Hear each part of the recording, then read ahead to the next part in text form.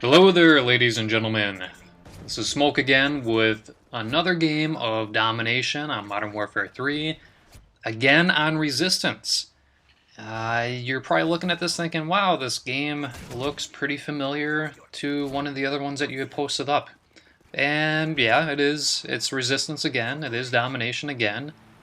But it plays differently.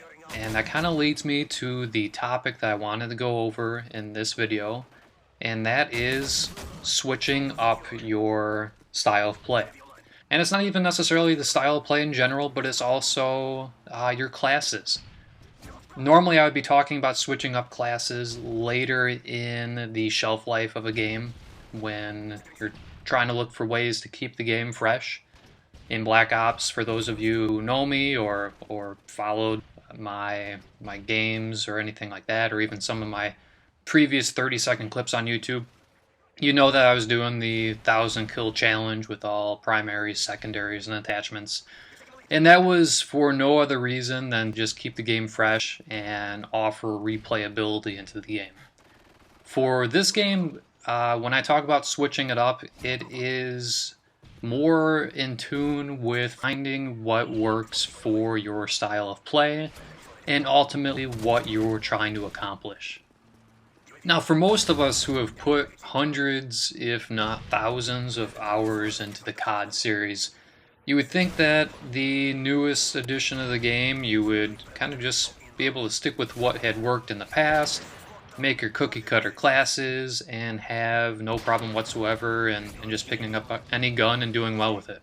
And there are people who literally can do just fine with any weapon, perk, proficiency, kill streak, point streak combination under the sun. And then there's others who really need to work with the options to see what works best, and that involves some experimentation.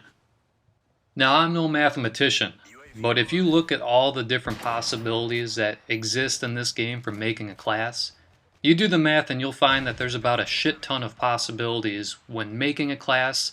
So it goes without saying that your first couple tries, you may not get what works best for you. And for me, that's been an adjustment. When I first started playing this game, I really thought I could just make a generic SMG class, a generic sniper rifle class, assault rifle class, and things like that. But when I got into it and I started trying to use these classes, you know, they may have worked, but I didn't feel like I was getting the full potential that I could out of particular classes. And part of the things that complicated that were the point streaks. You've got 3 different tiers of point streaks, you've got a bunch of different streaks to run within those tiers, and finding the perfect class that goes with the perfect point streak, I really struggled with that. And to start, you only get the 5 custom classes.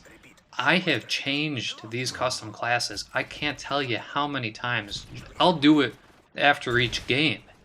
And if you watch my other domination video on Resistance, I'll go ahead and maybe attach that as a video response to this video.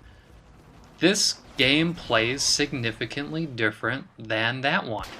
And that's because I'm running a different assault strike package. I'm running a different secondary. So I went ahead and said, you know what? I'm having a hard time in these close quarter situations. A lot of these maps kind of funnel you into those type of situations. And, you know, I can do fine with a pistol as a secondary. I've done that in the past. I only have an issue with it.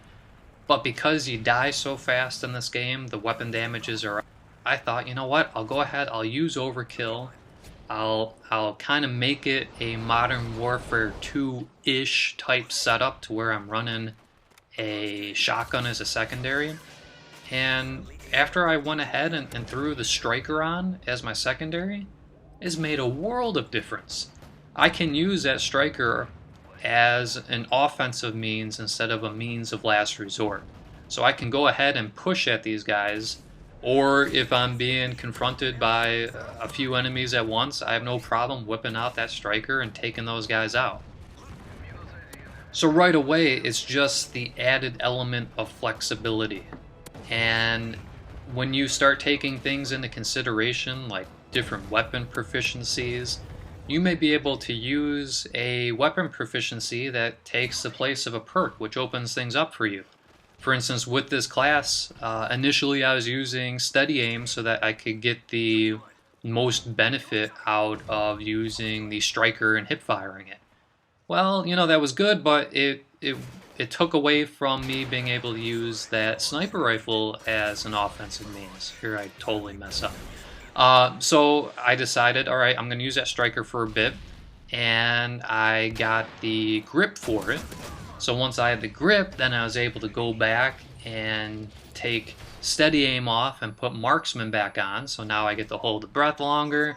I get to spot enemies from a farther distance. You get the little red name popping up and for sniping, that makes a big difference. So now I've got kind of the best of both worlds with this class. I've got good offensive, heavy firepower in the striker. If you haven't used a striker yet, I mean, you could get away with using it as a primary and have no problem whatsoever. But it's really a monster of a class. You play domination, you capture some flags, you play defensively on those flags. You've got good long range distance on the sniper rifle. You've got good heavy kick as an offensive or a defensive means with a striker. And you've got a great class. I wasn't able to get it right off the bat, but I got to it after messing around with classes. So switch it up, guys. Find out what works for you. Find out what works best. I wish I could tell you how well I did at the end of this game, but conveniently I get a host dashboard. But as always, guys, thanks for watching. Surely you can't be serious. I am serious. And don't call me Shirley.